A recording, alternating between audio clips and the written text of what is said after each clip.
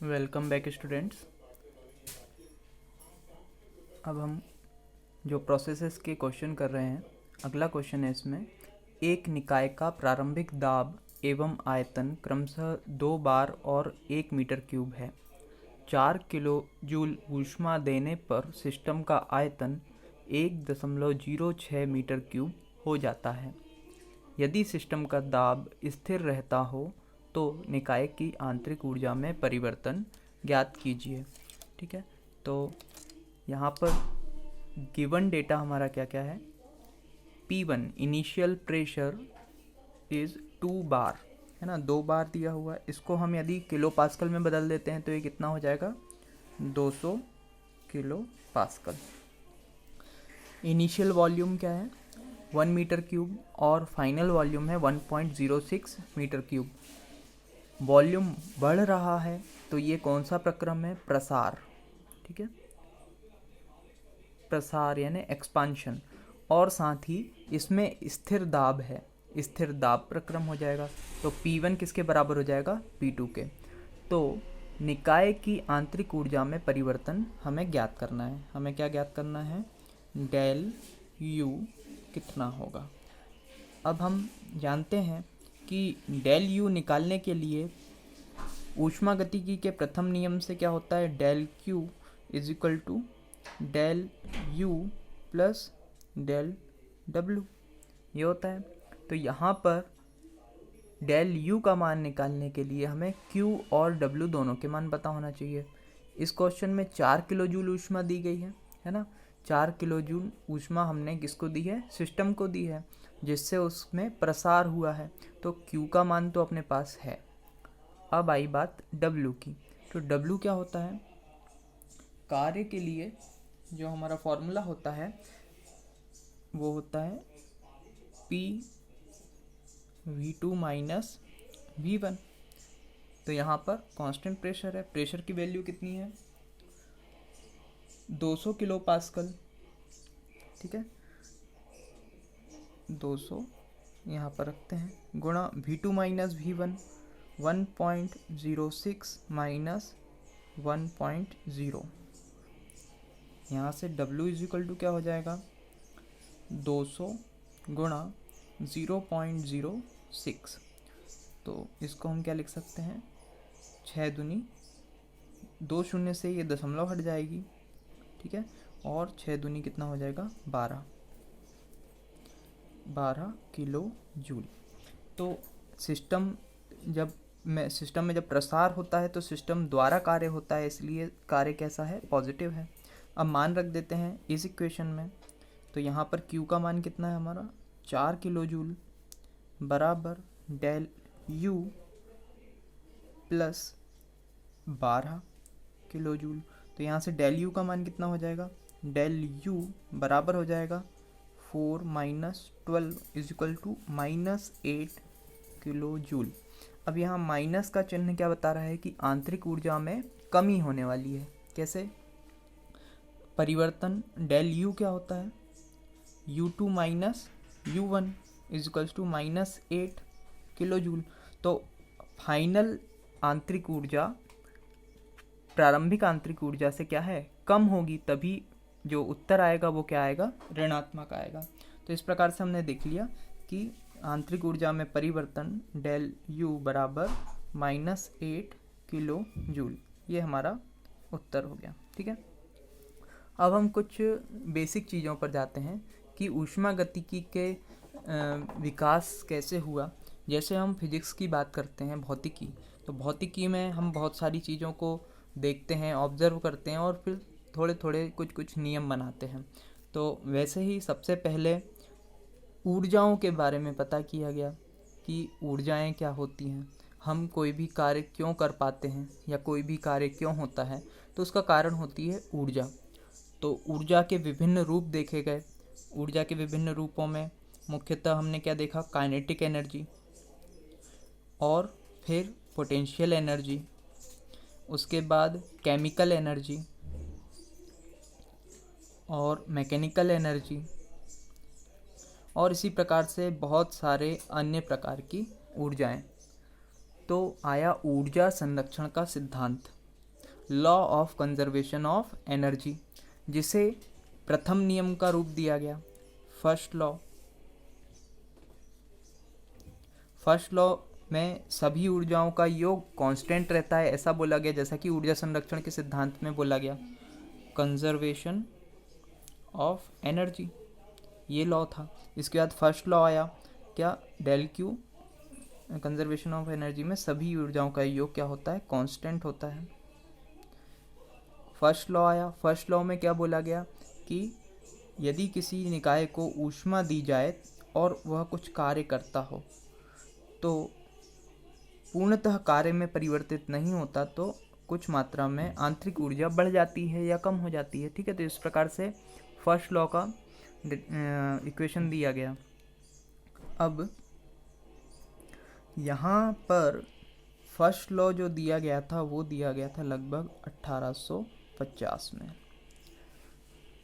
ठीक है, first law 1850 में दिया गया था और लगभग इसी समय में उन्होंने एक नई चीज़ दी, गिब्स ने, वैज्ञानिक का नाम था गिब्स। तो इन्होंने एंथैल्पी के लिए एक इक्वेशन दी, H = U + PV। तो यहाँ इस इक्वेशन में ध्यान से देखेंगे तो H भी कैपिटल है, U भी कैपिटल है, वॉल्यूम भी कैपिटल है। H भी एक प्रकार की एनर्जी है, U भी एक प्रकार की एनर्जी है, और वॉल्यूम तो वॉल्यूम है। यदि हम वॉल्यूम को बांटते हैं ये भी बढ़ जाता है, एनर्जी को बांटते हैं ये भी बढ़ जाती है, ये भी बढ़ जाएगा। प्रेशर नहीं बटेगा, क्या है, इंटेंसिव प्रॉपर्टी। इसलिए कांस्टेंट प्रेशर पर जो निकाय की ऊर्जा में वृद्धि है उसे नाम दे दिया गया एंथैल्पी या हीट कंटेंट। ठीक है, तो इस प्रकार से गिब्स ने इस नियम का प्रतिपादन किया। इसके बाद क्लॉसियस वैज्ञानिक ने सेकेंड लॉ दिया। सेकेंड लॉ देने से पहले उन्होंने क्या दिया, क्लॉसियस इनइक्वालिटी। क्लॉसियस इनइक्वालिटी में क्या कहा गया कि एक क्वांटिटी होती है cyclic integral of del Q by T, इसका जो मान होता है वो या तो 0 से कम होता है या बराबर होता है। तो इसमें बराबर कब होता है, जब रिवर्सिबल प्रोसेस होती है, और कम कब होता है, जब इरिवर्सिबल प्रोसेस होती है। तो इस प्रकार से प्रतिक्रम में प्रक्रम और अप्रतिक्रम में प्रक्रम आए। फिर इस क्वांटिटी को भी एक नया नाम दिया गया, एंट्रोपी, जिसे एस लेटर से प्रदर्शित किया गया। एस लेटर, ठीक है, एस लेटर को अपन ऐसे लिख देते हैं, S = del Q upon T, लेकिन ये फॉर्मूला है, यहाँ पर डेल एस आएगा। ठीक है, आंतरिक ऊर्जा में परिवर्तन। अब ये एस देखिए कैपिटल में लिखा है, ये एक पॉइंट फंक्शन है, तो ये क्या हुई, एक प्रकार की प्रॉपर्टी, तो ये भी एक सिस्टम की प्रॉपर्टी हुई। तो यहाँ पर एस जो है, एंट्रोपी जो है, वो क्या है, एक एक्सटेंसिव प्रॉपर्टी।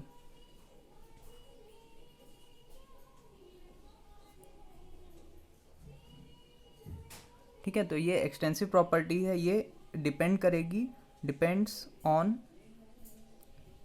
पाथ। ठीक है, तो ये जिस रास्ते से वो प्रक्रिया हो रही है उस रास्ते पर भी डिपेंड करेगी। तो इस प्रकार से हमने देखा conservation of energy, first law, Gibbs equation, second law, Clausius inequality, उसके बाद एंट्रोपी। अब एंट्रोपी, अब क्लॉसियस के साथ एक और कथन किसका आता है, केल्विन प्लांक का। ठीक है, जब भी सेकेंड लॉ का क्वेश्चन आएगा तो उसमें आप सेकेंड लॉ लिखेंगे तो क्लॉसियस भी लिख दीजिए, प्लांक भी लिख दीजिए, केल्विन प्लांक भी लिख दीजिए। यदि नाम से पूछा गया है कि क्लॉसियस का बताइए तो क्लॉसियस का नियम लिखिए, केल्विन प्लांक का बोला गया तो केल्विन प्लांक। अब ये सब आने का कारण क्या है, सेकंड लॉ आने का कारण क्या है कि ये 1850 के बाद धीरे धीरे कुछ कुछ मशीनों का विकास होने लगा था, कुछ कुछ उपकरण यंत्र बनाए जाने लगे थे। उन उपकरणों में जो प्रथम नियम था वो फेल होता हुआ नज़र आ रहा था। कैसे? क्योंकि जो फर्स्ट लॉ है वो प्रक्रम होने की दिशा का ज्ञान नहीं दे रहा था। उसके कहने के अनुसार यदि ब्रेक लगाकर हम अपनी गाड़ी को रोकते हैं तो ब्रेक गर्म हो जाते हैं, तो उस गर्मी से वाहन फिर से भी चलना चाहिए, लेकिन ऐसा असंभव है ना। तो इसलिए फर्स्ट लॉ जब वहाँ पर अप्लाई नहीं हो पा रहा था तब सेकंड लॉ का के बारे में सोचा गया है, लिखा गया है ना। तो सेकंड लॉ क्या होता है, ये हमें एनर्जी या ऊर्जा की क्वालिटी के बारे में बताता है। क्वालिटी मतलब उसका कितनी जो ऊर्जा है वो कितनी अच्छी है, कितनी मूल्यवान है। ठीक है, तो वह मूल्य भी उतना ही इम्पोर्टेंट होता है, क्वालिटी, है ना। जैसे कि हम कार्य को हाई क्वालिटी मानते हैं, यानी वर्क इज़ हाई क्वालिटी,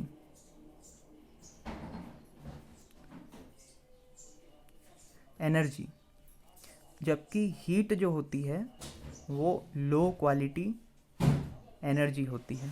क्यों? क्योंकि देखिए कार्य को पूर्णतः हीट में बदला जा सकता है, लगभग 99% हम वर्क को हीट में बदल सकते हैं, लेकिन हीट को वर्क में बदलना थोड़ा मुश्किल होता है। इसके लिए हमें किसकी ज़रूरत पड़ती है? इंजन। ठीक है, इंजन एक यंत्र होता है जो हमारे फ्यूल की या तेल की ऊष्मीय ऊर्जा को कार्य में परिवर्तित करता है। ठीक है, तो इंजन आया, अब इंजन पर स्टडी की गई तो और भी चीज़ें आई, तब धीरे धीरे और विकास हुआ। तो हमने जब इंजन से कार्य बनाया तो हमारे जो डिज़ायर था, हमारे जो रिक्वायरमेंट थी वो भी अलग अलग थी कि कार्य तो हो गया, अब समर में यदि हमको कंफर्ट की ज़रूरत है तो हमें टेम्परेचर डाउन करना पड़ेगा। टेम्परेचर डाउन करने के लिए क्या आया? रेफ्रिजरेटर, है ना। रेफ्रिजरेटर कुछ अलग नियमों पे कार्य किया, और क्या हुआ, कुछ ठंडी जगहों पर हीट पंप की आवश्यकता आई, है ना, एक प्रकार से हीटर की आवश्यकता आई। तो ये नए नए डिवाइस डिस्कवर होने लगे। इंजन सबसे पहले कौन सा जेम्स वॉट ने डिस्कवर किया था? जेम्स वॉट ने शायद 1860 में ये स्टीम इंजन को बनाया था। ठीक है, तो रेफ्रिजरेशन की प्रोसेस और एयर कंडीशनिंग ये सब चीज़ें आई।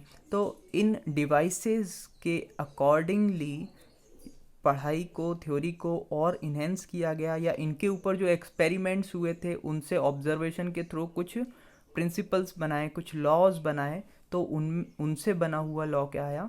क्लॉसियस इनइक्वालिटी से सेकंड लॉ। ठीक है, तो इस प्रकार धीरे धीरे ये विकास हुआ है। ठीक है, तो हम जैसे कि जनरली बोलते हैं कि पूरी पृथ्वी 5 तत्वों से मिलकर बनी हुई है, अग्नि, जल, वायु, पृथ्वी, आकाश, इस प्रकार से। लेकिन अब हम जब एक्चुअल में साइंस के स्टूडेंट बनते हैं और केमिस्ट्री में पीरियोडिक टेबल देखते हैं तो पीरियोडिक टेबल में कितने तत्व हैं? कम से कम 200, है ना, 190, 200 के करीब, 200 से ऊपर तत्व हैं। तो इस प्रकार से यदि हम अलग प्लानेट पर जाते तो वहाँ पर और कुछ तत्व मिल सकते हैं अलग अलग प्रकार के। तो इस प्रकार से क्लासिफिकेशन, जैसे जैसे पढ़ाई बढ़ती जाती है, हमारे सोच का, हमारे ज्ञान का विस्तार होते जाता है। ठीक है, तो इसी प्रकार से यहाँ पर जो एंट्रोपी है ना, जो एंट्रोपी है वो है रैंडमनेस। रैंडमनेस मतलब अव्यवस्था, अव्यवस्था की माप को ही हम एंट्रोपी कहते हैं। तो इस अव्यवस्था का क्रम जो है वो कंटिन्यूसली बढ़ते जाता है, क्योंकि रिवर्सिबल प्रोसेस, यानी रिवर्सिबल मतलब प्रतिक्रम में प्रक्रम, यानी वापस पुनः वैसी अवस्था में आ जाने वाली चीज़ें बहुत कम होती हैं या लगभग नहीं के बराबर होती हैं। अतः हर एक चीज़ कैसी होती है? अव्यवस्थित होती जाती है, और अव्यवस्थित हमारा विश्व भी हो रहा है। जितनी भी आकाशगंगा और जितनी भी गैलेक्सीज़ हैं वो सब एक दूसरे से दूर जाती हैं। तो यूनिवर्स की भी जो एंट्रोपी है वो कंटिन्यूसली बढ़ती जा रही है। तो इस प्रकार से विश्व के सभी विषयों के अंदर एक साम्य की स्थिति बनाते हुए इस पढ़ाई का विकास होते जाता है। ठीक है, तो इसे समझना और इसमें लिंक बनाते जाना आपके लिए बहुत ही आवश्यक है। तब आपके जो दिमाग में उठने वाले सवाल हैं वो सभी हल होंगे। इसके लिए आप हर पुस्तक को ध्यान से पढ़ें, हर छोटी से छोटी, हर बड़ी से बड़ी पुस्तक को समझने की कोशिश करें जो भी लिखा हुआ है। तब आपके कॉन्सेप्ट्स बनते जाएंगे और सारे जो कनेक्शन है वो बढ़िया प्रॉपर हो जाएंगे और आपका जो न्यूमेरिकल सॉल्व करने की एबिलिटी है वो काफ़ी ज़्यादा स्ट्रॉन्ग हो जाएगी। तो ये सारी एबिलिटी जो है इन सभी छोटे छोटे कॉन्सेप्ट से मिलकर बनती है।